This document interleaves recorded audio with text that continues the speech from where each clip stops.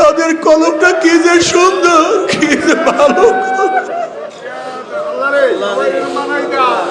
আর কিয়ামতের ময়দানে কোনো টাকা কোনো পয়সা লা ইয়ানফাউ মালু ওয়ালা বানুনা ইল্লা মান আতাল্লাহ বিকলবিন সালিম। একমাত্র সুস্থ কলম, পরিষ্কার কলম, রোগমুক্ত কলম, যেই কলমের মধ্যে ময়লা নাই, রোগ নাই, কালি নাই।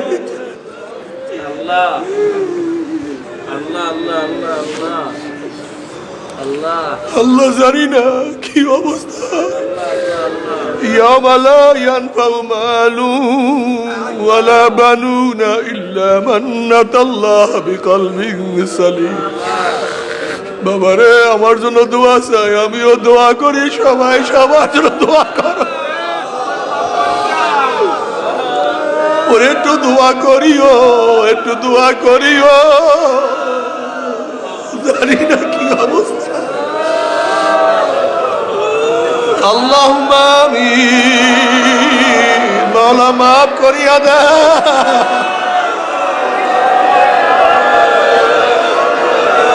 মাফ করিয়া দে, ক্ষমা করিয়া দে।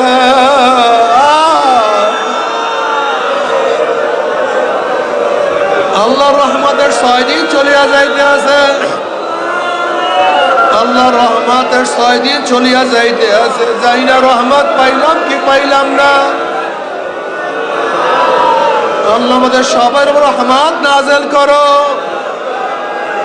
আল্লাহ আমাদের সবার উপর রহমত নাযিল করো, আল্লাহ সবার উপর রহমত নাযিল করো। আল্লাহ আমাদের সবাইকে ক্ষমা করিয়া দাও, মাফ করিয়া দাও।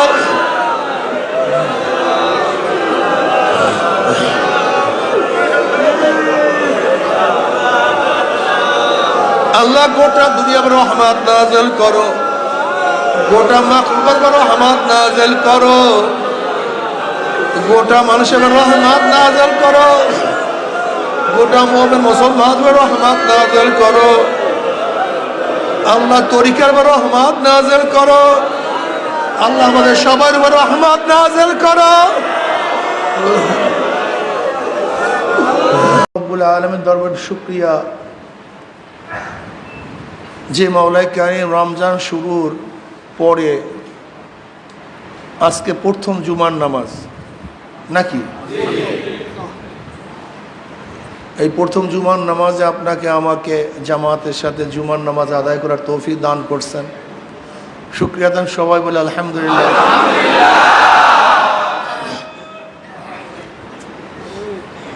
একা একা জুমার নামাজ হয় না, জুমার নামাজের শর্ত সারায়াত আছে। আসল মুসলমান সবসময় জামাত বন্দি থাকে, আলাইকুম বিল জামাত।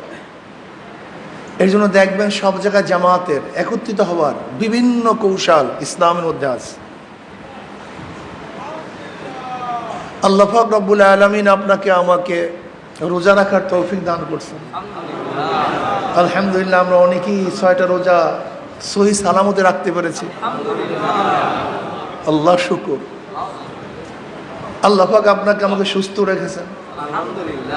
কত মানুষ অসুস্থ, আল্লাহ পাক আপনাকে আমাকে হায়াতে রেখেছেন। কত মানুষ মারা গেছে, কত মানুষ সুস্থ হায়াত আছে, রোজা রাখার কপাল পড়ার তৌফিক হয় নাই। আল্লাহ আপনাকে আমাকে রোজা রাখার তৌফিক দান করছেন।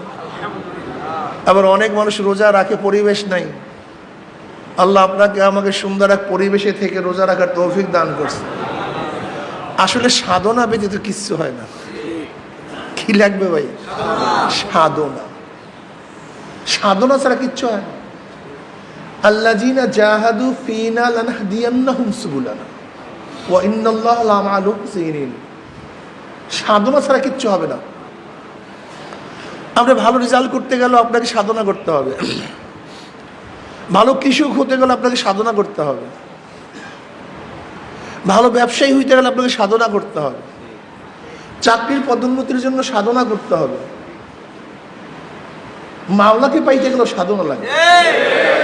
সাধনা মৌলিক একটা গুণ, সাধনা এটা মৌলিক গুণ। এই মৌলিক গুণটা যেই জায়গার পিছনে লাগাবেন, যেখানে লাগাবেন, সেই জিনিস কামিয়াব হয়ে যাবে।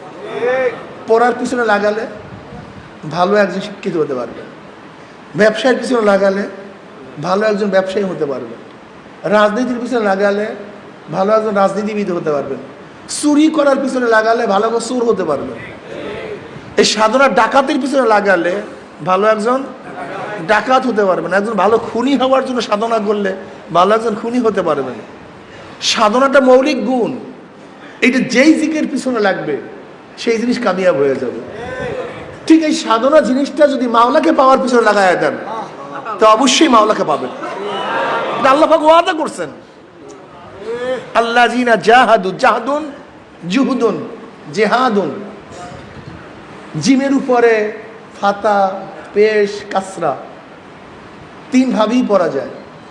জাহদুন জুহদুন বা মানে তাকাত, মুশাক্কাত, কোশেষ, সাধনা, চেষ্টা, শেষ দরজায় বোঝা বহন করা, শেষ দরজার চেষ্টা করা। আল্লাযিনা জাহাদু ফিনা, যারা আমাকে পাওয়ার জন্য, আমার পর্যন্ত পৌঁছার জন্য সাধনা করবে, চেষ্টা করবে, কোশেষ করবে, কষ্ট করবে, ভারী জিনিস বহন করবে, শেষ দরজা সাধনা করবে, চেষ্টা করবে। লানাহদিয়ান্নাহুম, লানাহদিয়ান্নাহুম তাকিদ, অবশ্যই আমাকে পাওয়ার সাবিলের বহু বচন সুবুল, সাবিলের বহু বচন কি সুবুল, আমাকে পাওয়ার জন্য আমি একটা রাস্তা নয় বহুত রাস্তা খুলে দেব। কিন্তু শর্ত কি? কথা বলেন, ব্যাস শর্ত সাধনা, চেষ্টা। নবীগণ মাওলাকে পাওয়ার জন্য সবচেয়ে বেশি চেষ্টা করেছেন। নবীগণ এই মাওলাকে পাওয়ার জন্য সবচেয়ে বেশি কষ্ট করেছেন, সবচেয়ে বেশি ত্যাগ করেছেন, সবচেয়ে বেশি কষ্ট সহ্য করেছেন। এমন কোন নবী নাই যে নবীরা সাধক ছিলেন না, কষ্ট করেন নাই, এরকম কোন নবী নেই। তোমার আমার বাবা আদম আলাইহিস সালাতু ওয়াস সালাম শুধু একটা ভুল করার কারণে, গুনাহ না, ভুল। মনে রাখবে সমস্ত নবীরা মাসুম।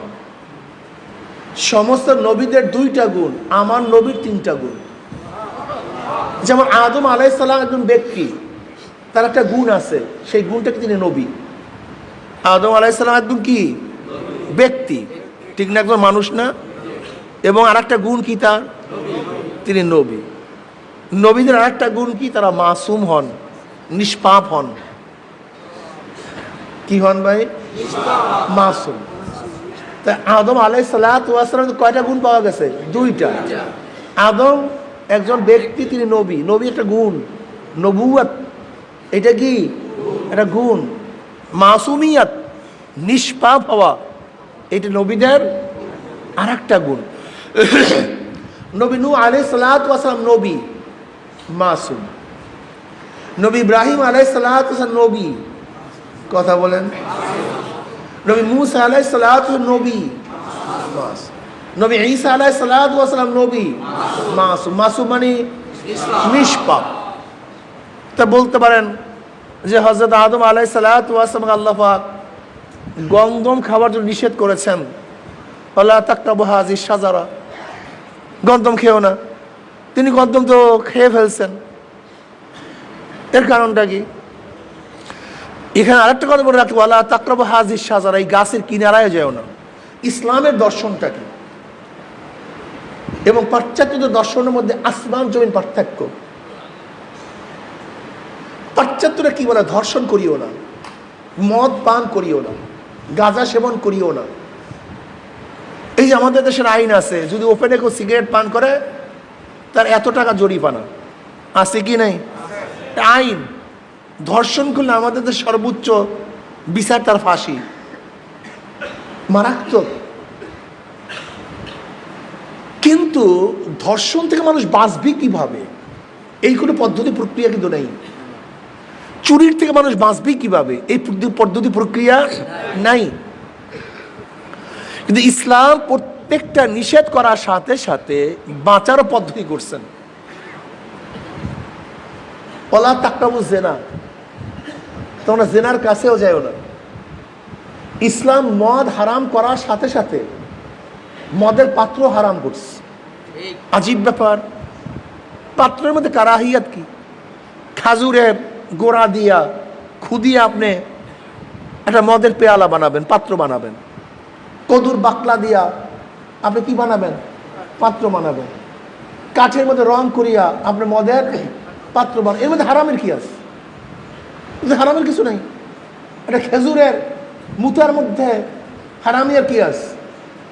একটা ইসের মানে গাছের মধ্যে রং করলে মধ্যে হারামের কি আছে? কথা বলেন না কেন? কদুর বাকলার মধ্যে হারামের কি আছে? আছে নাকি কিছু? এটার মধ্যে কিছু নেই। কিন্তু দেখেন, ইসলাম মদ হারাম করার সাথে সাথে তার পাত্রকে হারাম করছে। দর্শনটা কি? ইসলাম জানে তুমি যতই চেষ্টা করো, কিন্তু মদের পেয়ালা দেখলে থাকতে পারবে না। ওই নফস তোমাকে ওই মদ পান করার উদ্বুদ্ধ করবে। ইসলামের দর্শন মদ হারাম। কথা বলে না কেন? কারণ কি? হ্যাঁ, আমার কাছে একটা সিলার্স, আমি আগেও বলছি, নেশাবানি করতাম, তওবা করছি। আমি বলবো 1 কোটি বার তওবা করো, কিন্তু পুরার সাথীদের সাথে তুমি মেলো। তুমি 1 কোটি বার তওবা করো, কিন্তু পুরান সাথীদের সাথে যদি মোলাকাত করো, মেলো, তুমি কোনোদিন নেশা ছাড়তে পারবে না। এরকম হাজারো ঘটনা আমার জানা আছে। ব্যক্তি মদ ছাড়ছে, একেবারে বাস মর্তক খায় না, গাঁজাও খায় না, সেবন করা বাদ দিস, কিন্তু ওই পুরান বন্ধুদের সাথে একদিন গিয়ে মিল, শুধু একদিন, ওর এই 1 বছরের সাধনা সব 1 মুহূর্তের জন্য শেষ হয়ে গেছে। এই মজলিসও আমাদের অনেক ভাইরাস আমার জানা মতো, শুধু বন্ধুদের সাথে কয়েকদিন মিলছে, 1 দিন 2 দিন মিলছে, পিছনের যত সাধনা সব শেষ হয়ে গেছে। এর জন্য সোহবাত সবচেয়ে দামি। এর চেয়ে দামি কোনো জিনিস নেই। সবচেয়ে দামি সোহবাত। কিয়ামত পর্যন্ত আপনি ধূমপান ছাড়তে পারবেন না যদি ধূমপানের বন্ধু থেকে না ছাড়েন। কিয়ামত পর্যন্ত গাঁজা ছাড়তে পারবেন না যদি গাঁজা বন্ধু থেকে না ছাড়েন। কিয়ামত পর্যন্ত মদ ছাড়তে পারবেন না যদি মদের বন্ধুদেরকে ত্যাগ না করেন। এর জন্য মজলিস ত্যাগ করা। ইসলামের দর্শন হলো মদ হারাম, মদের ওই দেখে আর মনে পড়বে না, তোমার আর মনে পড়বে না। মারাত্মক ইসলামের দর্শন। ওলা তাকরাবু জেনা, জেনার কাছেও যেও না। জেনা করতে নিষেধ করেননি, জেনার কাছেও যেও না। যদি কাছে যাও, ও যত চেষ্টা করো, কাজ হবে না। এর জন্য আদম আলাইহিস সালাতু ওয়াস সালাম আল্লাহ পাক আগেই বলছেন, গন্ধম গাছের কাছেও যাও না, ওখানে গেলেই ভেজাল আছে, ওখানে গেলেই ওই যে কাছে যেও না। যদি কাছে যাও সমস্যা পড়বা, কাছে না যাও ঠিক থাকবা। সোহবাত সবচেয়ে দামি। আমি আমার সাথীদেরকে বলবো, আমার বন্ধুদেরকে বলবো, আমার গবেষণা, আমি যতটুকু আল্লাহওয়ালাদের কিতাবাদি পড়তেছি, আসলে এলেমে মানুষকে কিছু করতে পারে না, কিচ্ছু না, কিচ্ছু না।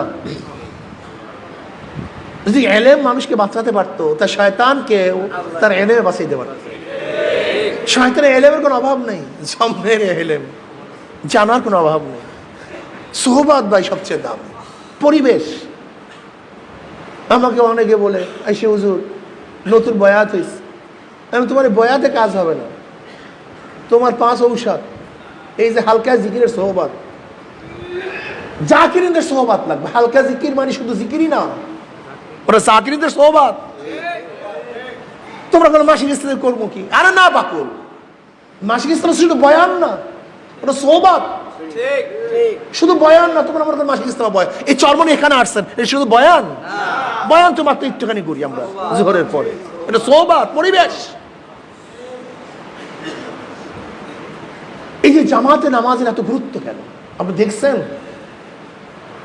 অন্য রবায়তের, বিভিন্ন রবায়তের মধ্যে আসছে, যার জামাত কাছে, মসজিদ কাছে, এরপরও ইচ্ছা করিয়া সে ব্যক্তি নামাজ জামাতে পড়ে নাই, একা একা পড়ছে, ফরজিয়াত তো আদায় হয়ে যাবে, জিম্মা শেষ হয়ে যাবে, কিন্তু তার ফরজ তরক হবে। হাদিসের মধ্যে আসছে।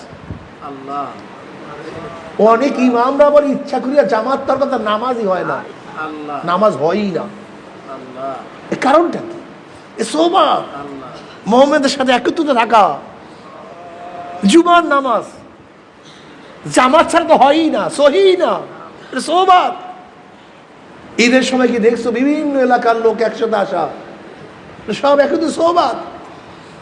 আরাফার ময়দানে একত্রিত হওয়া সোহবাত। সোহবাত সবচেয়ে দামি, আল্লাহওয়ালাদের সোহবাত সবচেয়ে দামি ভাই। 1000 পৃষ্ঠা লিখছেন, ভুল ধরা পড়ে নাই, ওস্তাদ এক নজর দেখছে, 1000ও ভুল ধরা পড়ছে। এর নামই সোহবাত। কি কথাটা বুঝাতে পারি না? এর নামই সোহবাত। আমরা চলতেছি ফিরতেছি, আমাদের ভুল ধরা পড়ে না, কিন্তু বিজ্ঞ এক লোকের কাছে যাওয়ার সাথে সাথে ভুল ধরা পড়ে। এই মসজিদের মধ্যে এত কিছু দেখি, আমাদের নজরে ভুল দেখে না, ভুল ধরা পড়ে না। একজন ইঞ্জিনিয়ার দেখার সাথে সেগুলো ওই জায়গায় ভুল। এটা মারাত্মক ব্যাপার। তাই এর জন্য যারা ভালো হতে চান, ভালো সোহবাত এখতিয়ার করেন। যারা ভালো হওয়ার ইচ্ছা আছে, যাদের ইচ্ছা নাই, মনে রাখবেন, খুব ভালো মনে রাখবেন, সাঈদ ইবনে যায়েদ, সাঈদ রাদিয়াল্লাহু তাআলা আনহু, তিনি একজন আশারা মুবাশশারার মধ্যে, তার বাবা যায়েদ, তিনি জাহিলি যুগে ইসলাম গ্রহণ করার জন্য, ইসলাম পাওয়ার জন্য সিরিয়ায় চলে গেছেন। ওয়ারাকা ইবনে নাওফাল ইসলাম পাওয়ার জন্য কি করছেন? সিরিয়ায় চলে গেছেন, সাধনা করছেন।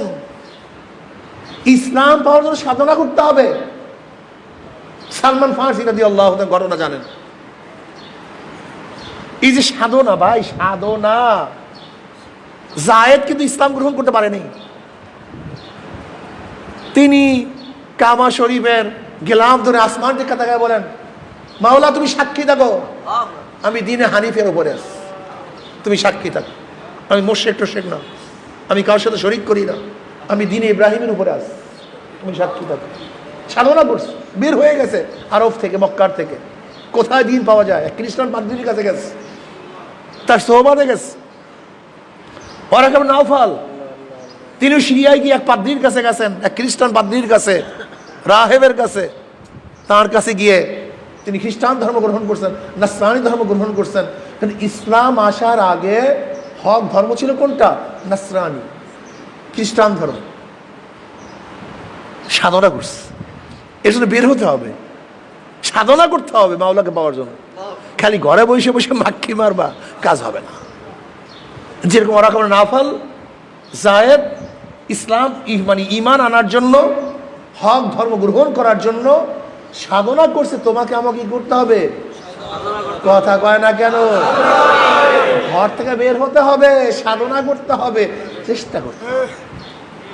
সালমান ফারসি রাদিয়াল্লাহু তাআলা আনহু জমিদারের সন্তান, বাবা বিশাল জমিদার, পারস্যের অধিবাসী। বাবার ছোট সন্তান সালমান ফারসি রাদিয়াল্লাহু খুব আদর করতেন, খুব স্নেহ করতেন, খুব মহব্বত করতেন, খুব ভালোবাসতেন, বাবার আদরই রাখতেন।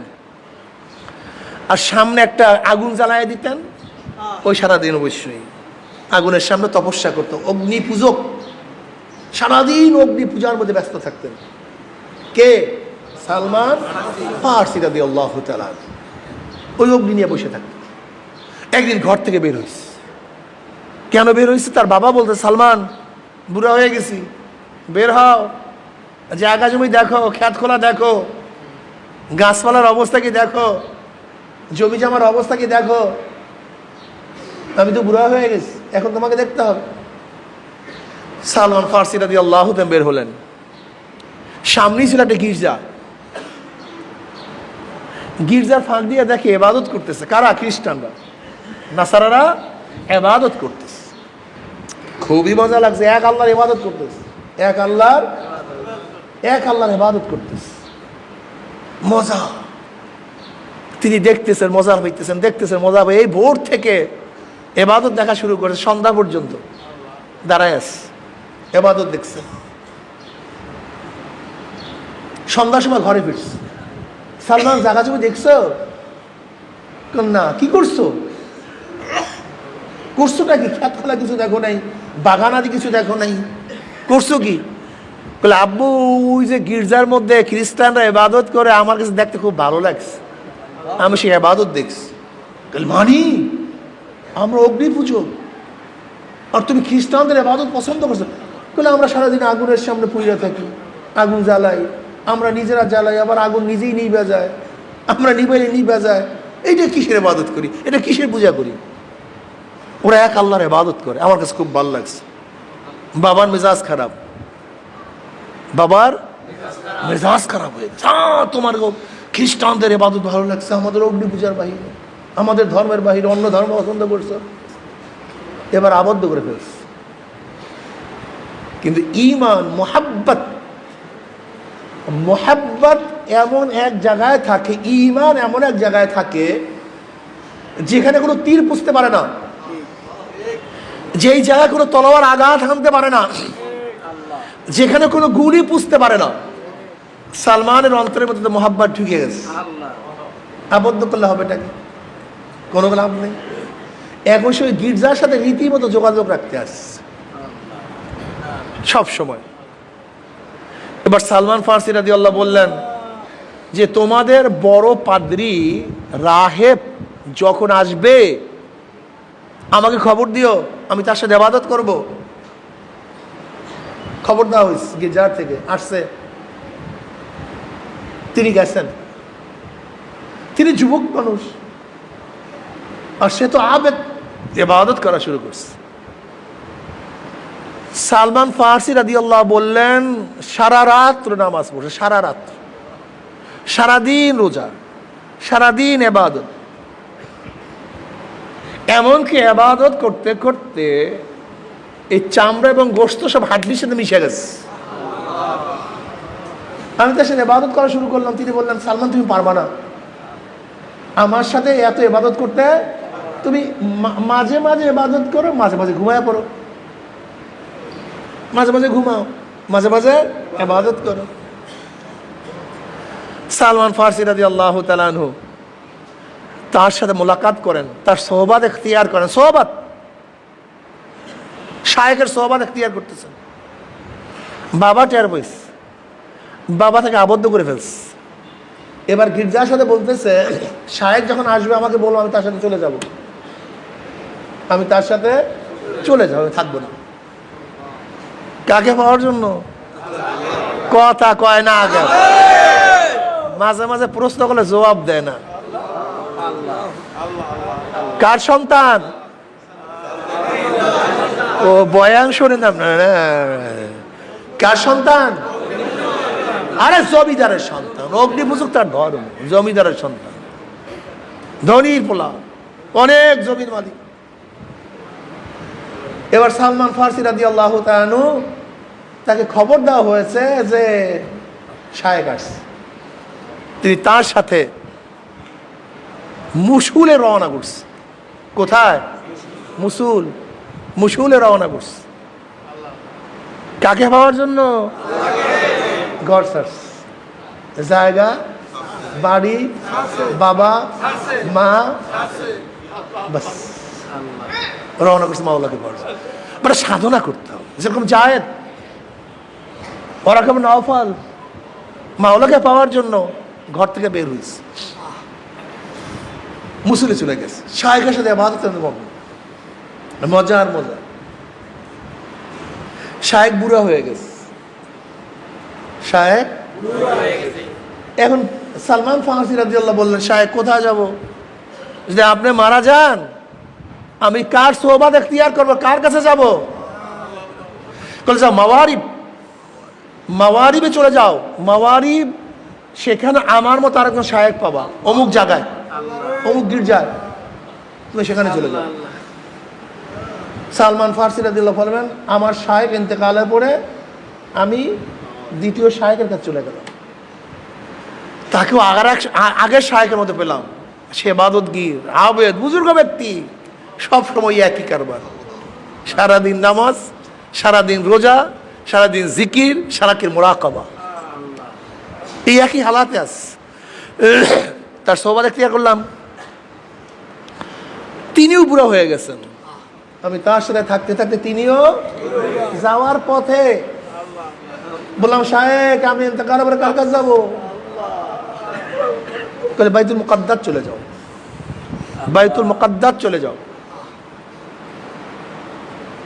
তিনি ইন্তেকাল করছে, তিনি বাইতুল মুকাদ্দাস চলে গেলেন। কিন্তু সালমান ফার্সি রাদিয়াল্লাহু বললেন, এ শায়েখ ভালো না, 2 নাম্বার। এটা কয় নাম্বার? 2 নাম্বার।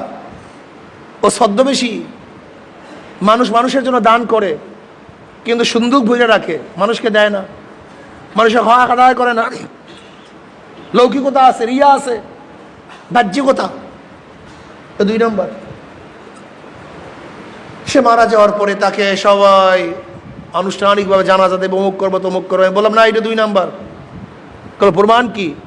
কল ওই যে দেখো, মানুষ যে মানুষের জন্য স্বর্ণ দান করছে, ওই 7 সিন্ধুক স্বর্ণ বোঝাই করছে, মানুষকে দেয়নি, খুঁজে নেই, তাই মানুষ তাকে আর দাফন করে নেই, তাকে টানায় রাখছে বাইতুল মুকাদ্দাসের সামনে। 2 নাম্বার তুই একসে ভণ্ড। এরপর মানুষ আর একজন শায়েখকে বাইতুল মুকাদ্দাসের ইমাম হিসাবে দায়িত্ব হিসেবে দিয়ে আসছে। সালমান ফার্সি আল্লাহর কসম, এই শায়েখ আগের শায়েখদের মতোই, সেই আবেদ, সেই মানের। আমি তার সোহবত এখতিয়ার করতেছি, তার সাথে আসি, তার সান্নিধ্যে আসি। সান্নিধ্যে থাকতে থাকতে সেই শায়েখ বুড়া হয়ে গেছে। আমি বললাম, শায়েখ যাবো কোথায়? আপনি দুনিয়ার থেকে বিদায় হওয়ার পরে কার কাছে যাব? তার সোহবত এখতিয়ার করবো। আমার জানা মতে আমার মানের হক কোন শায়েখ আর জিন্দা নাই। তবে সালমান, তোমার যে বয়স, তুমি আখিরি নবী কি পেতে পারো? তুমি আখিরি নবী কি পাবা? দেখেন, ওরা অনেক গবেষক ছিল, অনেক আহলে কিতাব ছিল। তাওরাত, ইনজিল, জবুরের মধ্যে নবী আলাইহিসসালাতু ওয়াসসালামের আগমনের তারিখ, তার চেহারা, তার বিবরণ, তার হিজরত, তার মার নাম, তার বাবার নাম, তার দাদার নাম, তার গঠন, তার দাড়ি, তার চুল, সব কিছু বিবরণ দেয়া আছে। এমনকি এমনও অনেক রওয়ায়াত আছে, হেরাক্কালের কাছে যখন দাহিয়াতুল কলবি রাদিয়াল্লাহু তাআলা গিয়েছিলেন নবী আলাইহিস সালাতু চিঠি নিয়ে, তো হেরাক্কাল তো রোমের সম্রাট ছিল, আহলে কিতাব ছিল, সুকুফান ফির রোম, সে রোমের পোপ ছিল, ধর্মগুরু ছিল। কে? হেরাক্কাল, হেরাক্লিয়াস, হেরাক্লে, বহুত নামের তাহাকিক আছে। সে তো অনেক এলেমের অধিকারী ছিল, অনেক জানতো, নুজ্জুমি ছিল, সে তারকা গুনতে পারত, ভবিষ্যৎবাণী করতে পারত। দাহিয়াতুল কলবি রাদিয়াল্লাহু আনহু, হেরাক্কাল একদিন তার খাস কামরা আমাকে নিয়ে গেছে। কোথায় নিয়ে গেছে? খাস কামরায় নিয়ে গেছে, যেখানে কেউ যেতে পারে না। একটা সুন্দুক বের করছে আমার কাছে, সুন্দুকের মধ্য থেকে একটা ছবি বের করতেছে। বলে, দেখো তো এই ছবিটা কি চিনো কিনা? বল না। বলে, এটা ইব্রাহিম আলাইহিস সালামের ছবি। আবার একটা ছবি বের করছে। বলে, দেখো তো এটা চিনো কিনা? বল না। বলে, নবী নূহ আলাইহিস সালামের ছবি। বলে, আবার একটা ছবি বের করছে। দেখো তো এটি তোমার নবী কিনা? বলে, না। বলে, এটা অমুকের ছবি। আবার একটা ছবি বের করছে। বলে, দেখো তো এটা চেনো কিনা? না। বলে, এটা মুসা আলাইহিস সালামের ছবি। দেখে খুব রাগান্বিত। এরপর আবার বের করছে। বলে, এটা চেনো, এটা কে? নবী ঈসা আলাইহিস সালামের ছবি। দাহিয়াতুল কলবি বলেন, হঠাৎ সে একটা ছবি বের করছে। আমি বললাম, আল্লাহর কসম, এইটা যদি মুহাম্মদ সাল্লাল্লাহু আলাইহি ওয়াসাল্লাম। হ্যাঁ, ঠিকই বলছো, এটা আখির নবীর ছবি। কথা বুঝাতে পারছি? এমনকি আগেকার কিতাবের মধ্যে আব্দুল মুত্তালিবও সিরিয়ায় গেছিল না? সিরিয়া যাওয়ার পরে এক পাদ্রীর কাছে যাওয়ার পরে, তুমি কে? বলে, আমি আব্দুল মুত্তালিব। বলে, তোমার বাবার নাম কি? বলে, হাশেম। বলে, হাশেমের বাবার নাম কি? বলে, আব্দে মানাফ। আমি তোমার পেটটা দেখতে পারি? বলে হ্যাঁ, সতর ব্যতীত সব কিছু দেখতে পারো। আব্দুল মুত্তালিব বলেন, সে পাদ্রী আমার পেটটা দেখছে, দেখি বলছে আল্লাহর কসম তোমার বংশের মধ্যে আখিরি নবী আসবে, তোমার বংশের মধ্যে আখিরি নবী আসবে। যাই হোক, এরকম হাজারো ঘটনা আছে, হাজারো। এমনকি আবু বকর সিদ্দিক রাদিয়াল্লাহু তাআলা আনহু যখন সিরিয়ায় গেছেন, তাকে দেখে এই খ্রিস্টান পাদ্রীরা বলতেছে তোমার নাম কি? কলে আবু বকর। কলে তোমার বাবার নাম? কলে কুহাফা। তুমি কোন এলাকার? কলে মক্কার। তুমি কোন বংশের? এই বংশের, বনি তামিম বংশের। হযরত আবু বকর সিদ্দিক কোন বংশের? বনি তামিম, এটা কুরাইশের একটা অংশ। কারণ আমি কি তোমার বুকটা দেখতে পারি, তোমার উরু দেখতে পারি? তখনকার সময় উরু পর্যন্ত ফরজ ছিল না, এখনো উরু এটা ফরজিয়াত। যাই হোক, আবার মাসালা বললে অনেকের হবে, কথা ঠিক না। উরু এটা সতর কি সতর এর মধ্যে ইখতিলাফ। যাই হোক, এটা আবার বললে মানুষের ইমানের ত্রুটি না আসে। যাই হোক, দেখার পরেই বলতেছে আখিরি নবীর দুইজন সহচর হবে, একজন একটু মুরব্বী আর একজন যুবক। যে মুরব্বী সহচর হবে সেই ব্যক্তি তুমি। বুঝাতে পারছে? ইয়ারিফুনাহু কামা ইয়ারিফুনা আবনাআহুম।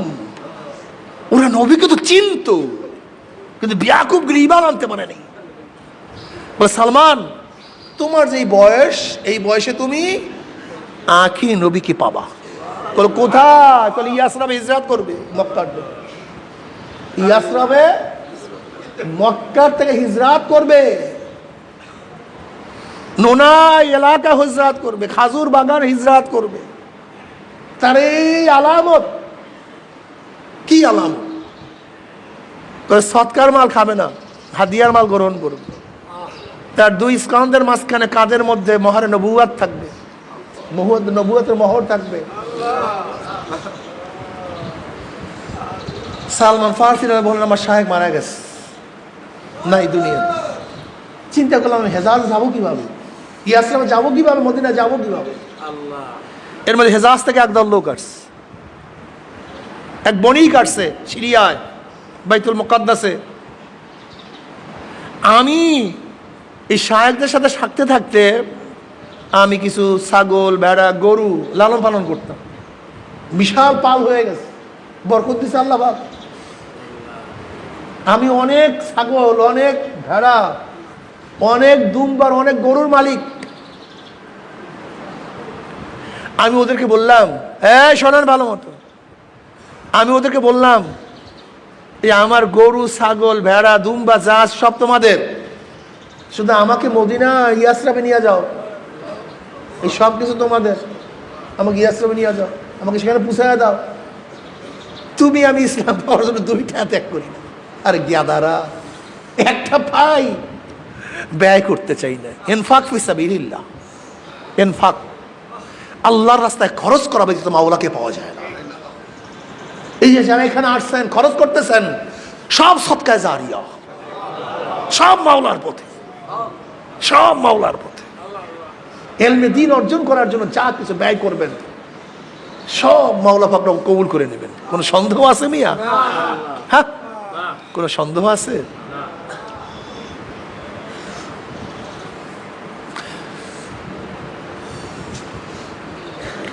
সুলতান মাহমুদ গজনবী রহমতুল্লাহ আলাইহি, সুলতান মাহমুদ গজনবী রহমতুল্লাহ আলাইহি, তিনি একবার বের হলেন। তিনার মধ্যে তিনটে সন্দেহ ছিল। কয়টা সন্দেহ ছিল? কিয়ামতের সন্দেহ ছিল তার মধ্যে, যে সব কিছু ধ্বংস হবে, বিলীন হবে, নিস্তেজ হয়ে যাবে, অস্তিত্ব থাকবে না, আবার এগুলোকে আল্লাহ পাক পূর্ণবার কিয়ামত করবেন। একটু সন্দেহ ছিল। তিনি সুবক্ত খানের তিনি বংশধর কিনা সন্দেহ ছিল। আর একটা হলো ওলামায়ে কেরাম নবীর ওয়ারিস কিনা, এবারে সন্দেহ আছে। এই তিনটে সন্দেহ তার মধ্যে কাজ করত। সুলতান মাহমুদ গজনবী রহমতুল্লাহ রাতে বের হয়েছেন, দেখে একটা ছেলে মোতালা করতেছে কিন্তু আলো নাই, দোকানের আলো হোটেলের আলোতে দাঁড়ায় দাঁড়ায় পড়াশোনা করতেছে। সুলতান মাহমুদ গজনবী রহমতুল্লাহ আলাইহির কাছে স্বর্ণের বাতি ছিল, স্বর্ণের বাতি যেটা তৈরি করে স্বর্ণ দিয়া, লোকেরা স্বর্ণের বাতি তার পিছনে পিছনে হাঁটতো, তিনি সেই আলোতে চলতেন। এখন তিনি দেখতেছেন একটা ছেলে মোতালা করতেছে একটা দোকানের আলোতে, কি নাই, তার কাছে আলোর কোনো ব্যবস্থা নেই। এটা দেখে তার কাছে খুব খারাপ লাগছে। সুলতান মাহমুদ গজনবী রহমতুল্লাহ আলাই সেই তোলাবাকে, সেই তলবে এলেমকে সেই স্বর্ণের বাতিটা দান করছে, তুমি এইটা দিয়ে পড়াশোনা করো যাও। মুহূর্তের মধ্যে পাগল খাওয়া হয়ে গেছে, কথাটা বুঝাতে পারেনি। এলমে দিনকে সম্মান করছে, তোলাবাদেরকে সম্মান করছে, তোলাবাকে ইজ্জাত করছে, এলেমকে সম্মান দেখাইছে। রাত্রে ঘুমাইছে, নবী আলাইহিস সালাত স্বপ্নে দেখতেছেন। এবার নবী আলাইহিস সালাম সম্পদ বলে, সুবক্তগণের বংশধর, তুমি আমার এক উত্তরসূরিকে সম্মান করছো, আল্লাহ পাক দুনিয়া এবং আখিরাতে তোমাকে কামিয়াব করেন। এক স্বপ্নের মধ্যে তিনটা মাসালা হল হয়েছে। তিনি সুবক্তগণের বংশধর কি বংশধর না, এটা নিয়ে শেষকাল ছিল। নবী আলাইহিস সালাম সম্বোধন করছেন তার বংশের দিকে। কিয়ামত সম্পর্কে সন্দেহ ছিল, তিনি কি বললেন, আল্লাহ পাক তোমাকে কিয়ামত দুনিয়া এবং আখিরাতে কামিয়াব করেন। আর নবীর ওয়ারিসকে ওলামায়ে কেরাম কি না, এই সন্দেহ ছিল। নবী আলাইহিস সালাম বললেন কি, আমার এক উত্তরসূরিকে তুমি সম্মান দেখাই, এই জন্য আল্লাহ পাক দুনিয়া এবং আখিরাতে তোমাকে কামিয়াবি দান করেন। বুঝাইতে পারি, সাধনা লাগবে পাগল। এই যে তোলাবা, এখানে আপনারা আসছেন সবাই তোলাবা, সবাই এলেম অর্জন করার জন্য আসছেন, সবাই আহলে এলেম অর্জন করার জন্য আসছেন। জানেন প্রতিটা মুহূর্ত কত বরকতপূর্ণ। সালমান ফারসি রাদিয়াল্লাহু বললেন, আমি তো অর্থ কামাই করছি, আমি তাদেরকে বললাম আমাকে ইয়াসরাবে নিয়ে যাও, সব তোমাদের। ওরা আমাকে ঠিকই ইয়াসরাবে যখন নিয়ে আসছে, ওই সত্তার কসম যার হাতের মধ্যে আমার জীবন, আমি মদিনায় ঢোকার সাথে সাথেই এলাকা দেখেই বুঝতে পারছি আমার সাহেব যে এলাকার কথা বলছে এই এলাকায় সেই এলাকা। কিন্তু ওরা আমার সাথে গাদ্দারি করছে, ওরা আমার সাথে কি করছে, গাদ্দারি করছে, আমাকে আজাদ রাখে নাই, এক ইয়াহুদির কাছে গোলাম হিসেবে বিক্রি করে দিচ্ছে। কিন্তু যেহেতু ইয়াসরাব, এটা মদিনা, এখানে নবী আলাইহিস সালাম ইজ্জাত করবেন, আমার সমস্যা কি, আমি গোলামি জিন্দগি করি। কাকে পাওয়ার জন্য? নবী আলাইহিস সালাম সান্নিধ্য পাওয়ার জন্য, ওই তো মাওলাকে রাজি খুশি করার জন্য, তার সান্নিধ্য অর্জন করার জন্য, তাকে পাওয়ার জন্য। জমিদারের সন্তান কি করতে আছে, কি করতে আছে, গোলামি করতে আছে। আর তুমি আমি আজাদ জিন্দগি পালন করি, ওর নামাজ পড়ি না, রোজা রাখি না, হালকায় আসি না, মাসিক ইস্তাও ভালো লাগে না, সময় দিতে পারি না, দোকান জায়গা জমি চাকরি নৌকরি, আর মাওলাকে পাওয়ার জন্য গোলামি করতে হয়, বাড়ি ছাড়তে হয়, ঘর ছাড়তে হয়, সব কিছু ত্যাগ করতে হয়। জমিদারের সন্তান আজকে গোলামি করতেছে এই দিন শিখার জন্য, নবীকে পাওয়ার জন্য, আল্লাহকে পাওয়ার জন্য গোলামি করতেছে, এক ইহুদির গোলাম। সালমান ফারসি রাদিয়াল্লাহু ফরমান, আমি একদিন কাজ করতেছিলাম, আমার মালিকের বিরাশাত পুত্র আমার মালিককে বলছে, বনু কাইলুকার ধ্বংস হোক, বনু কাইলুকার ধ্বংস হোক। লোকেরা বলা বলন করতেছে মক্কার থেকে একজন নবী আসছে, এবং মানুষ তার কাছে গিয়ে সবাই ভিড় জমাইছে। সালমান রাদিয়াল্লাহু ফরমান, এই কথা শোনার সাথে সাথে আমি অস্থির হয়ে বেহুশ হয়ে পড়ে গেলাম, কারণ যার অপেক্ষায় আমি এখানে গোলামি করতেছি সে অলরেডি মদিনায় চলে আসছে, অথচ আমার খবর নাই, আমার হুঁশ নাই, আমার জানা নাই। যার অপেক্ষায় আছি সে চলে আসছে, আমি গোলামি করতেছি।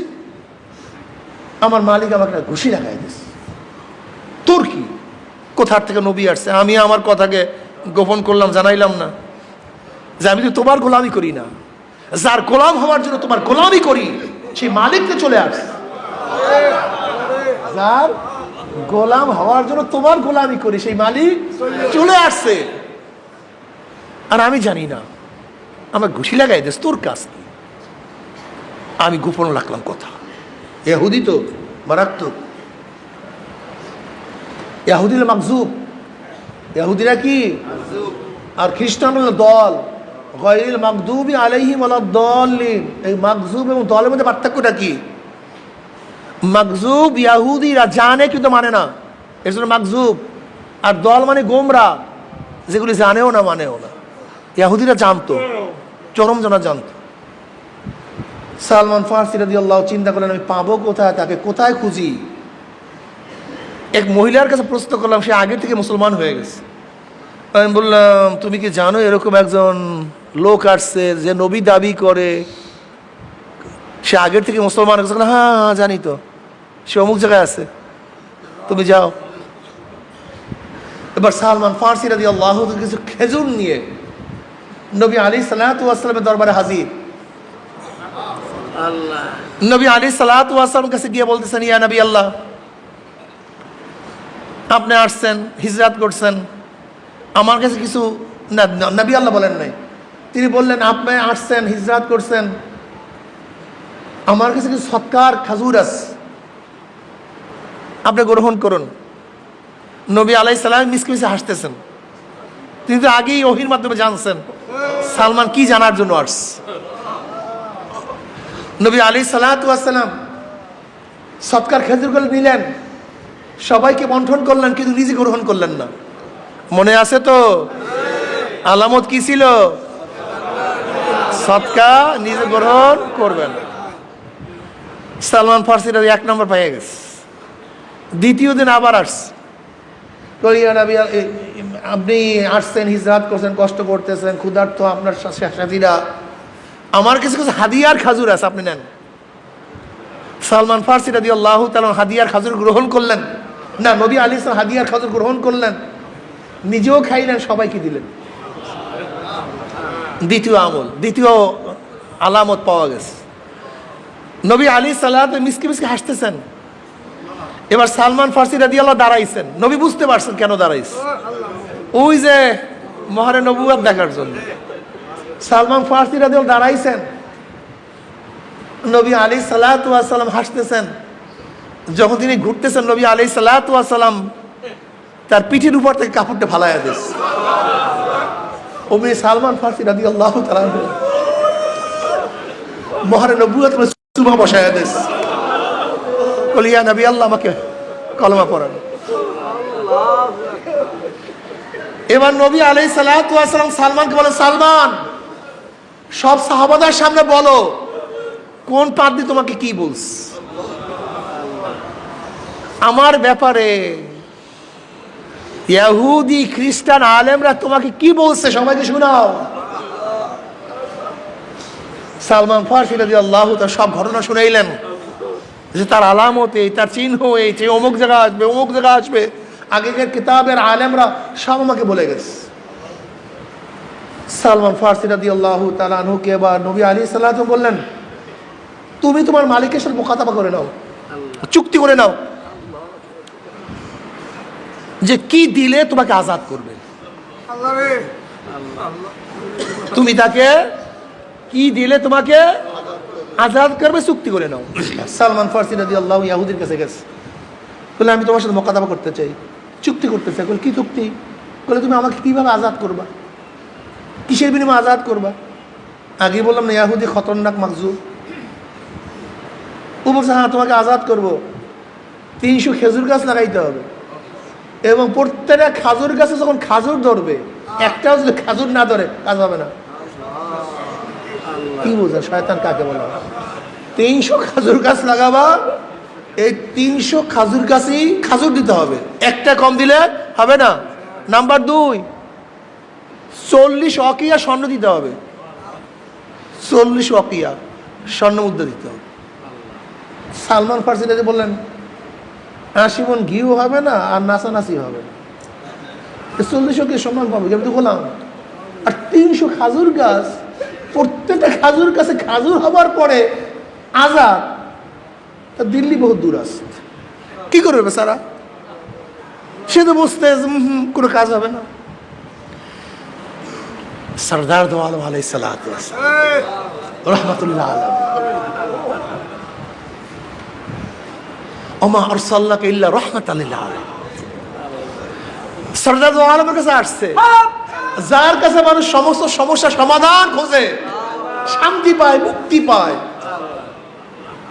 ওয়াকান রাসূলুল্লাহ সাল্লাল্লাহু আজওয়াদান নাস, নবী আলাইহিস সালাতু ওয়াস সালাম সবচেয়ে বেশি দানশীল, দানবীর। বুখারীর মধ্যে রওয়ায়াত আছে। জুদ এবং সাকার মধ্যে পার্থক্যটা কি? আসকার নাস বলেন নাই, তিনি বেশি বন্টনকারী, বেশি দানশীল বলেন নাই, আজওয়াদুন নাস বলছে। ইমাম রাগিব ইসফাহানি রাহমাতুল্লাহ আলাইহি জুদের তাহকিক করেন, আল ইতাউ মা ইয়ানবাগি লিমা ইয়ানবাগি। জুদ বলা হয় যার যা প্রয়োজন তাকে তা দেয়া, আর সাকা বলা হয় মাল বন্টন করা, শুধু একটা গুণ। আর জুদ বলা হয় যাকে যেই জিনিসের প্রয়োজন তাকে সেই জিনিস দেওয়া। ওয়াকান রাসূলুল্লাহ সাল্লাল্লাহু আন আব্দুল্লাহ ইবনে আব্বাস রাদিয়াল্লাহু তাআলা قال কান রাসূলুল্লাহ সাল্লাল্লাহু আজওয়াদান নাস, নবী আলাইহিস সালাতু ওয়াস সালাম সবচেয়ে বেশি দানশীল ছিলেন, দানবীর ছিলেন, জুদ ছিলেন। যার এলেমের প্রয়োজন তাকে এলেম দিতেন, যার মারিফতের প্রয়োজন তাকে মারিফত দিতেন, যাকে সান্ত্বনা দেওয়ার প্রয়োজন তাকে সান্ত্বনা দিতেন, যাকে মালের প্রয়োজন মাল দিতেন, কাপড়ের প্রয়োজন কাপড় দিতেন, খাদ্যের প্রয়োজন খাদ্য দিতেন, বুদ্ধির প্রয়োজন বুদ্ধি দিতেন, পরামর্শের প্রয়োজন পরামর্শ দিতেন। এবার বেচারা আসছে, মন তো বেজার, মন বেজার, বেচারা করবে কি? ও সালমান, চুক্তি করছো, লাভ কি শুনাইয়া? চুক্তি তো হইছে, কিন্তু লাভটা কি? বলে কি চুক্তি, কি পরামর্শ, কি কি দিছে? বলে ইয়া নবী আল্লাহ, এই 300 গাছ খাজুর লাগাইয়া খাজুর হইতে হবে, 40 ওয়াকিয়া স্বর্ণ মুদ্রা দিতে হবে। যাও চুক্তি করে ভালো, দস্তখত করে ভালো, যাও, কোনো কথাবার্তা নাই। তুমি যেইটাকে অসম্ভব মনে করো, আমার মাওলা ইচ্ছা করলে 1 সেকেন্ডের মধ্যে সে সম্ভব করতে পারে। চুক্তি,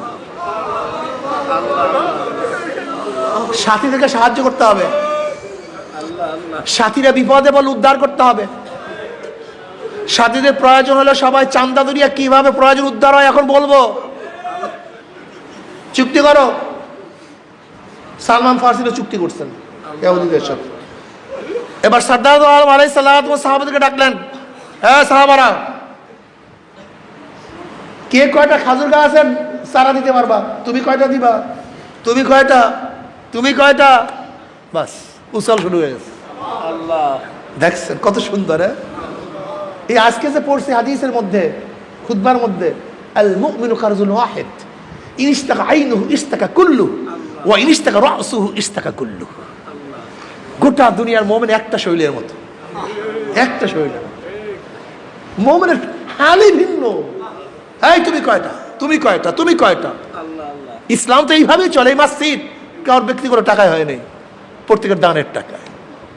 এই যে তোমার মাদ্রাসা কারোর ব্যক্তিগত টাকায় নেই, সবাই টাকা। এটাই তো ইসলাম, ইসলামের সৌন্দর্যতা, এইটাই তো মুসলমানের সৌন্দর্যতা। আমাকে অনেক বলে হুজুরা মসজিদ করবো, টাকা নেই। কিসের ফান্ড? তুমি কিসের ফান্ডের মালিক? ফান্ডের মালিক তো আল্লাহ। আল্লাহ গনিউন আনতুম ফুকারা। ধনীকে তোরা তো সব ফকিরের গোষ্ঠী। তুমি ফান্ডের চিন্তা করো না, ফান্ড তো আল্লাহর কাছে। শুরু করো, একটা দুইটা অকে আনো। আল্লাহ কসম করে বলতেছি, রোজা মুখে আমার কাছে বহুত ঘটনা আছে যে জিরো ফান্ডে মসজিদের কাজ শুরু করছে, জিরো ফান্ডে মাদ্রাসার কাজ শুরু করছে, কিন্তু তাকওয়া সাগরের উপরে, তাকওয়ার ভিত্তির উপরে কাজ শুরু করছে। গিয়া দেখি বিশাল মসজিদ, গিয়া দেখি বিশাল মাদ্রাসা, অথচ ফান্ড ছিল কি জিরো। বিশ্বাস করেন অথবা নাই করেন, নাস্তিকরা হয়রান পরেশান হয়ে যায় যে বিনা ফান্ডে ইসলামের কাজগুলি চলে কিভাবে। এই যে মাদ্রাসার যত কাজ হয় গোটা বাংলাদেশ, গোটা দুনিয়ার মধ্যে যত মাদারিসগুলি আছে, মসজিদগুলি আছে, এর কোনো নির্দিষ্ট কোনো ফান্ড আছে? হ্যাঁ, অথচ অর্থনীতিবিদদের কাজ কি? প্রথম আপনি ফান্ড করবেন, বাজেট কত, আগে বাজেট তারপরে কাজ। আর আমাদের ইসলামের কাজ হলে আগে কাজ এবার বাজেট। সুবহানাল্লাহ। মানে অর্থনীতির সাথে কোনো মিলই নাই। অর্থনীতির মূল থিমটা কি? আপনারা রাস্তা করবেন, আগে কি হয়? কথা বলে না কেন? আপনি এত লোককে খাওয়াবেন, আগে কি হয়?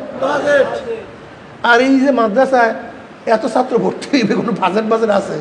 কোনো বাজেট নেই, কোনো বাজেট টাজেট নেই। এত বড় মাদ্রাসা মসজিদ হবে, কোনো বাজেট আছে? ইসলামের কাজ আগে কাজ তারপরে বাজেট। আর দুনিয়ার অর্থনীতির কাজ হলো আগে বাজেট তারপরে কাজ। যুদ্ধ করার আগেই বাজেট, এত বাজেট তারপর যুদ্ধ। আর আমরা কি করি? আগে যুদ্ধ শুরু করি তারপরে বাজেট করি। কি কথা বুঝাতে পারি? মিলবে না কার সাথে। তা আমাদের বাংলাদেশের নাস্তিকরা চিন্তা করে, ঘটনা কি? ফান্ডিং করে কে? হাজার হাজার মাদ্রাসা, লক্ষ লক্ষ তোলাবা, নিশ্চয়ই মনে হয় ওসামা বিন লাদেন ফান্ড দেয়, নিশ্চয়ই মনে হয় জিএমপিরা ফান্ড দেয়, নিশ্চয়ই মনে হয় দায়েশরা ফান্ড দেয়। আসলে তোমার ছাতাও জানো না কে ফান্ড দেয়। যেখান থেকে ফান্ড আসে ওই ফান্ড কোনোদিন দেখার সম্ভাবনা কেউ রাখে না, কেউ দেখে না। সালমান ফারসি রাদিয়াল্লাহু তাআলার ব্যাপারে বলল, এই খাজুর গাছ দাও, চারা দাও, সাহাবারা যাও গর্ত করো, কিন্তু খবর দাও গর্ত করবা, কেউ গাছ লাগাবো না। গাছ লাগাবো আমি, গাছ লাগাবো, অন্য কেউ গাছ লাগাবো না, খবরদার। খালি গর্ত করবা আর আমার কাছে চারা দিবা, আমি রোপণ।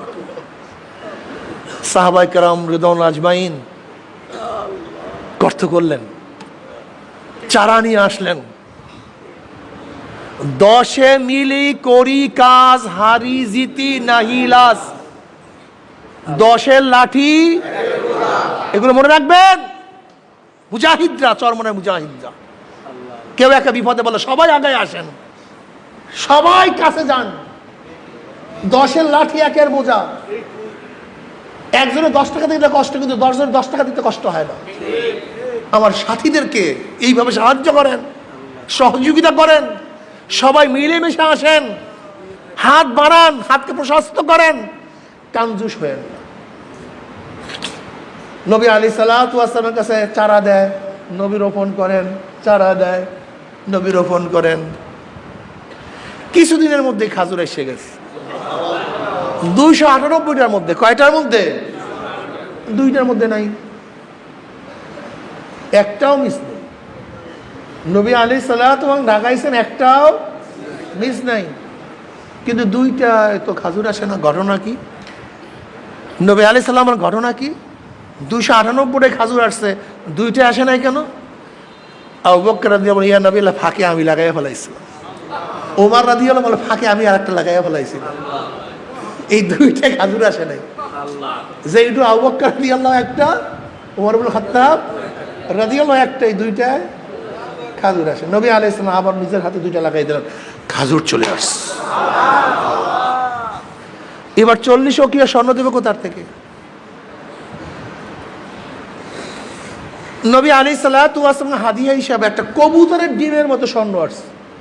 কবুতরের ডিমের মধ্যে, হাদিসের মধ্যে এইভাবেই আসছে, কবুতরের ডিমের পরিমাণ একটা স্বর্ণ মুদ্রা হাদিয়া হিসেবে আসছে। নবী আলাইহিস সালাম বললেন, সালমান যাও, এই স্বর্ণ মুদ্রা দিয়ে তোমার 40 ওকিয়া স্বর্ণ মুদ্রা পূরণ করে দাও। ইয়া নবী আল্লাহ, এ তো বোঝান নাই, হ্যাঁ একটা ডিমের মতো, এ দিয়ে এত স্বর্ণ, এত। যাও, কথা কম কও, কাম বেশি। সালেকদের কথা কম, কাজ বেশি। সালেকদের বুদ্ধি নাই, যুক্তি নাই, তর্ক নাই। সালেকদের কাজ হলো করা, আদেশ পালন করা, এইটাই সালেকদের কাজ। সালমান ফারসি, ইয়া নবী, এইটা এত কথা কবরে চা এটি দিয়ে পূরণ করে দাও। সালমান ফার্সি রাদিয়াল্লাহু বলেন, আল্লাহর কসম, আমি ওই অল্প স্বর্ণ দিয়ে পরিপূর্ণ 40 ওকিয়া স্বর্ণ তাকে পূর্ণ করে দিছি, আমার এক তোলা স্বর্ণ কোনো ঘাটতি পড়ে নেই। সালমান ফার্সি রাদিয়াল্লাহু আজাদ হয়ে গেল, মুক্তি হয়ে গেল। নবী আলাইহিস সালাতু ওয়াস সালাম আগমনের সেই পাদ্রীদের, রাহেবদের এলেম থেকে আমরা জানতে পেরেছি সালমান ফার্সি রাদিয়াল্লাহু ইসলামের জন্য কি সাধনা করছে, তাই আমরা জানতে পেরেছি। কত ত্যাগ করছে সেটা আমরা জানলাম। তাদের ইমানের মজবুতি কি ছিল, অথচ আমাদের ইমানের মজবুতি কি। এখন বলতে পারেন হুজুর সালমান ফার্সি রাদিয়াল্লাহু এই ঘটনা যে বললেন, এতজন শায়েখ চলে গেছে, তিনি এত এত করছেন, বয়স কত? কোন রওয়ায়াতের মধ্যে আছে 250 বছর হায়াত পাইছে। কত বছর? কোন রওয়ায়াতের মধ্যে আছে 350 বছর হায়াত পাইছে। 350 বছর। সালমান ফার্সি জানার বুদ্ধিটি খন্দক খোদা হয়েছিল, পরীক্ষা খনন করা হয়েছিল। জলিল কত সাহাবী ছিল, অনেক আবেদ ছিল, অনেক জ্ঞানী ছিল, নবী আলাইহিস সালামের পরামর্শদাতা ছিলেন, অনেক জ্ঞানী ছিল। সাধনা করছে, সাধনা ছাড়া কিছু হয় না, কথা কয় না। সাধনা ছাড়া এই সাহাবাদের ইতিহাস ঘটনা কেন শোনাই, কত সাধনা করছে। আমার মনে হয় প্রতিদিনই খালি তাদের ঘটনাই বলতে থাকি, এর থেকে ইমান মজবুত হয়। ভাইও রমজান মাস আসছে, একটু সাধনা করো, রহমতের 10 দিন চলিয়ে যাইতেছে। সারা জিন্দেগি খালি দুনিয়া দুনিয়া করতে করতে জীবনটাকে শেষ করে ফেলাইলাম। আর মুমিনের কলবটা থাকে কম্পাসের কাঁটার মতো। কিসের কাঁটার মতো?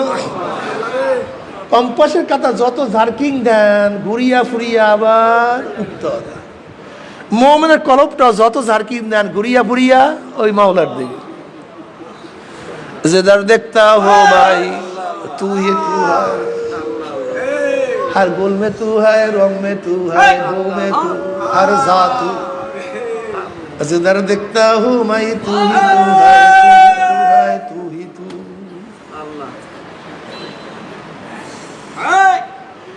ইয়া আলাইহিস সালাতু ওয়াস সালাম, ঈসা আলাইহিস সালাতু ওয়াস সালাম খালাতো ভাই ছিলেন, আপন খালাতো ভাই।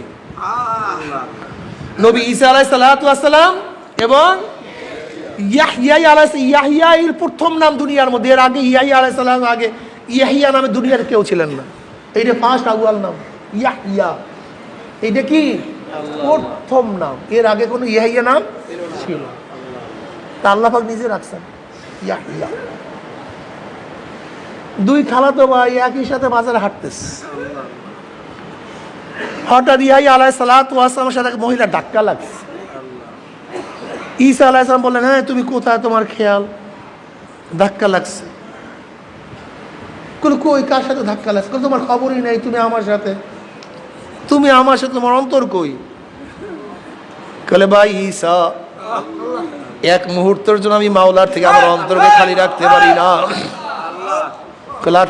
হাঁটো এখানে, অন্তর কোথায় থাকে? এটাই খেলাই এখানে। তুমি আমিও বাজারের মধ্যে হাঁটি, নবী ঈসা আলাইহিস সালাতু ইয়াহিয়া আলাইহিস সালাতু ওয়াস সালাম বাজারের মধ্যে গেছেন, কিন্তু তাদের কলব কোন দিকে? তার কলবটা আমার মাওলার দিকে।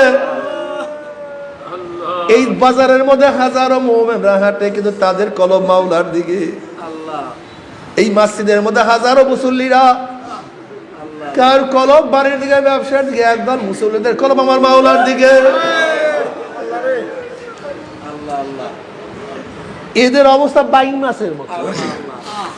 বাইং মাছ থাকে কাদার মধ্যে, কিন্তু কাদা তাদের শরীর লাগে না। ঠিক একদল আল্লাহর থাকে দুনিয়ার মধ্যে, কিন্তু দুনিয়ার মহাব্বত তার অন্তরে উঠতে পারে না।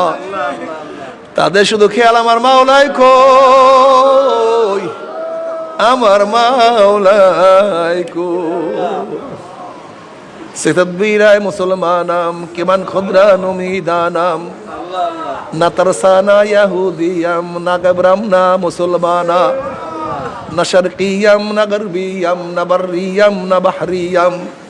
নাজ মুলকে খুরাসানাম নাজ মুলকে ইরাকিয়াম নাজ মুলকে ইরাকিয়াম নাজ মুলকে খুরাসানা মাকান আল্লাহ মাকাবাশো নিশানাম বে নিশাবাশো নাজান আল্লাহ তামাম বাসো নাবাসো দেশকে বেজানানা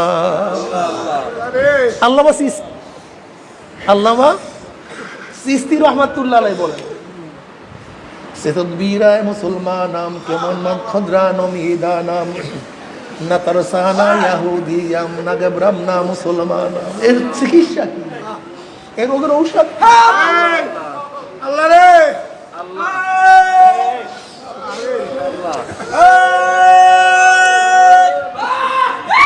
আমি জানি না এর সাধনা কি এর এই রোগের চিকিৎসা কি এর সমাধান কি আমি নিজেই জানি না আমি ইয়াহুদি না আমি খ্রিস্টান না আমি মুসলমান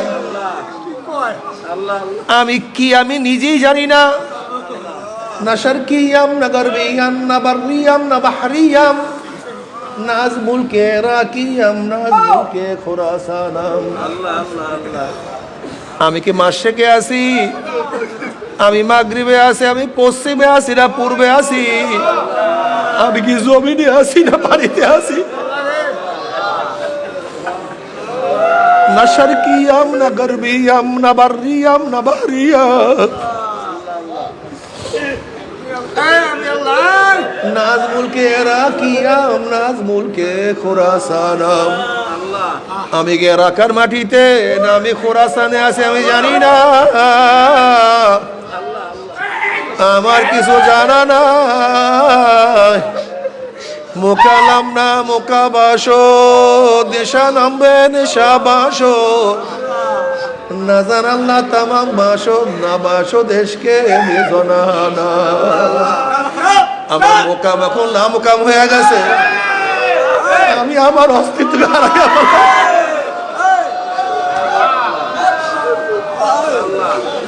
মোকালাম না মোকাবাসো না জানাম না তামাম বাসো আমি জানি বাবা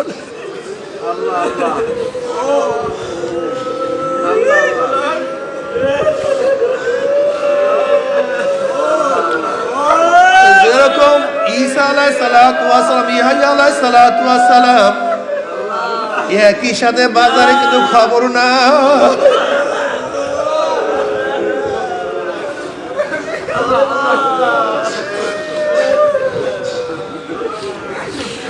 বাবার এখানে আমাদের কুতুবখানা ছিল এই যে পাশে এখানে এই দোতলার মধ্যে রুম ছিল আমরা ভাই এক এক রুমের মধ্যে থাকতাম আমি ঠিক এই কোনা রুমে থাকতাম মাঝখানে হল রুম ছিল আব্বাজান রহমাতুল্লাহ ফজরের সময় ওই পিছনের বাড়ির থেকে হল রুম হয়ে তারপর সিঁড়ি থেকে নামিয়া মসজিদে আসতেন ঠিক আমি এই রুমের মধ্যে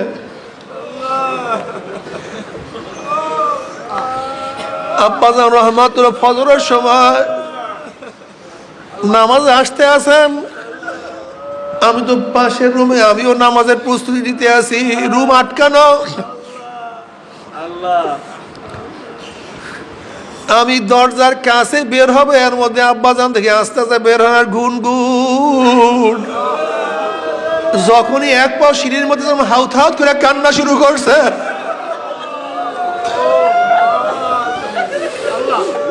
আর কি বাবা আমার মাওলাকে ডাকে আল্লাহ তুমি আমিও মসজিদের মধ্যে আসি তোমার আমার মসজিদের হালাত কি আর তারা যখন ঘরের থেকে মসজিদে আসে ওয়াজাকার আসমা রাব্বিহি ফাসাল্লা ওয়াজাকার আসমা রাব্বিহি ফাসাল্লা ওয়াজাকার আসমা রাব্বিহি ফাসাল্লা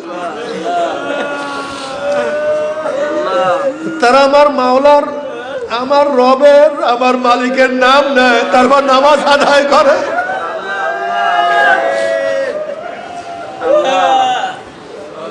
মোকালাম না মোকাবাসো নেশানাম না নেশাবাসো না জানাল্লাহ তামাম বাসো না বাসো দেশকে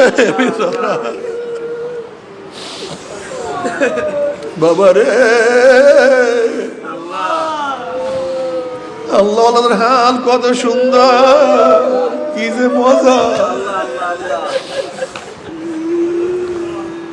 আল্লাহ তারা সব সময় আমার মাওলার দিকে খেয়াল করে, আমার মাওলাই কো।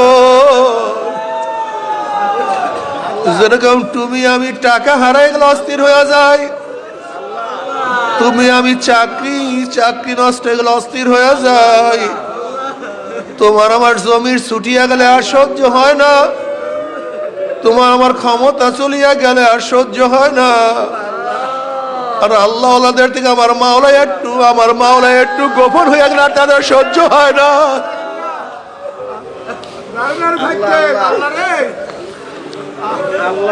রশিদ আহমদ গঙ্গুর রহমতুল্লাহ আলাইহি একবার ডাইন পাও দিয়ে ইস্তেনখানায় ঢোকার পরে তার কলবার হালাত বন্ধ হয়ে গেছে। এখন কান্দে অস্থির, আমার কি ভুল হইল, আমার কি হইল, আমার কলবার হালাত কেন নষ্ট হয়ে গেছে। কান্দতে কান্দতে 40 দিন পরে এলাম আসলো, আরশি তুই সুন্নতের খেলাফ কেন বাথরুমে ঢুকছ? তাদের কলমটা কি যে সুন্দর, কি যে ভালো। আর কিয়ামতের ময়দানে কোনো টাকা কোনো পয়সা লা ইয়ানফাউ মালু ওয়ালা বানুনা ইল্লা মান আতাল্লাহ বিকলবিন সালিম। একমাত্র সুস্থ কলম, পরিষ্কার কলম, রোগমুক্ত কলম, যেই কলমের মধ্যে ময়লা নাই, রোগ নাই, কালি নাই।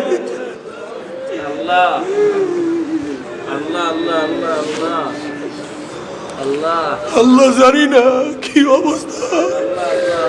ইয়াওমা লা ইয়ানফাউ মালু ওয়ালা বানুনা ইল্লা মান আতাল্লাহ বিকলবিন সালিম। বাবারে আমার জন্য দোয়া চাই, আমিও দোয়া করি, সবাই সবার জন্য দোয়া করো।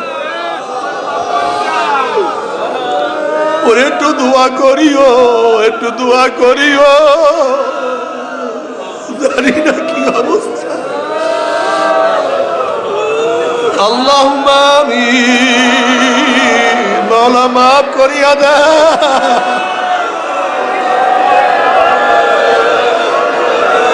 মাফ করিয়া দে, ক্ষমা করিয়া দে।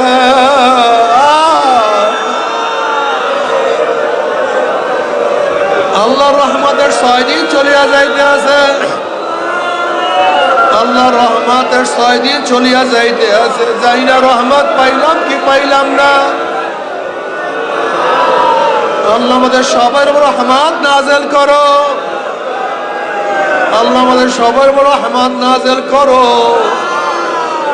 আল্লাহ সবার উপর রহমত নাযিল করো।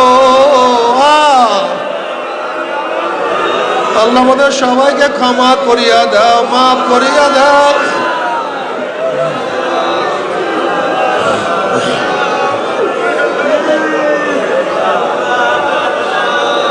আল্লাহ গোটা দুনিয়ার রহমত নাযিল করো, গোটা মাখলুকাতের রহমত নাযিল করো, গোটা মানুষের রহমত নাযিল করো, গোটা মুমিন মুসলমানদের রহমত নাযিল করো। আল্লাহ তরিকার উপর রহমত নাযিল করো, আল্লাহ আমাদের সবার উপর রহমত নাযিল করো।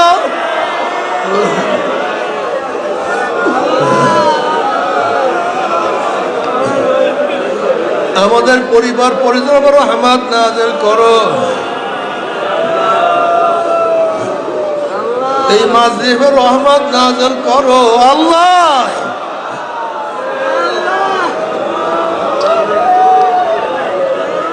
আল্লাহ আমরা যারা হাত তুলছি, একজনকে জাহান্নামে নিও না আল্লাহ, একজনকে জাহান্নামে নিও না। এই তরিকার মধ্যে যারা দাখিল হবে, একজনকে জাহান্নামে নিও না। আমাদের পরিবার পরিজনকে কাউকে জাহান্নামে নিও না। গোটা দুনিয়ার কোন মুমিন মুসলমানকে জাহান্নামে নিও না আল্লাহ। আমাদের সবাইকে জান্নাতুল ফিরদাউস দান করো।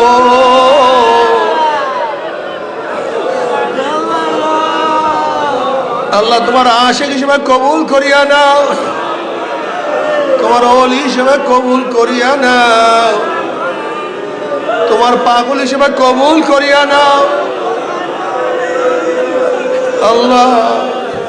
আজকে শুক্রবার দিন আল্লাহ, রমজান মাস, রোজাদারকে সাথে নিয়ে তোমার ধরে হাত তুলছে রে মালিক।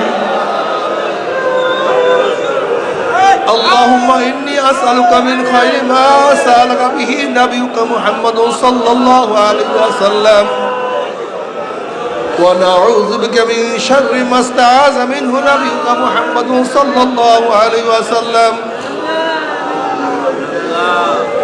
وأنت المستعان وعليك البلاغ ولا حول ولا قوة إلا بالله। আল্লাহ তোমার জমিনে তোমার হুকুমত ইসলাম হুকুমত কায়েম করে দাও আল্লাহ। সাহাবা কিরামদের নমুনায় সহিবে জাদ্দোজাহাদ করার তৌফিক দিয়া দাও।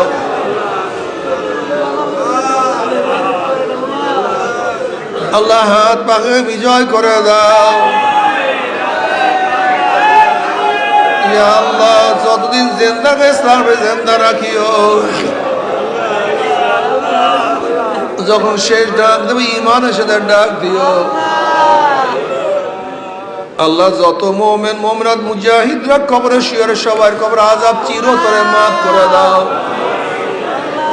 ইয়া আল্লাহ। খাস করে আমাদের শায়খ মুর্শিদের কবরকে জান্নাতের বাগিচা বানায়া দাও, দাদাদের কবরকে জান্নাতের বাগিচা বানায়া দাও। এই তরিকার যত মাশায়েখ আছে সবার কবরকে জান্নাতের বাগিচা বানায়া দাও। মায়ের কবরকে জান্নাতের বাগিচা বানায়া দাও। দাদা দাদু নানা নানু আত্মীয় স্বজন যার যে বংশের মধ্যে শুয়ে রয়েছে সবার কবরকে জান্নাতের বাগিচা বানায় দাও। যারা অসুস্থ পরিপূর্ণ সেবা কামেলা নসিব করো, যারা ঋণগ্রস্ত ঋণ থেকে হেফাজত করো, আসমানে গজব জমিনে গজব থেকে সবাইকে হেফাজত করো। رب ارحمهما كما ربياني صغيرا وصلى الله تعالى على خير خلقه محمد وآله وأصحابه وأزواجه وأتباعه أجمعين ارحمنا معهم برحمتك يا أرحم الراحمين.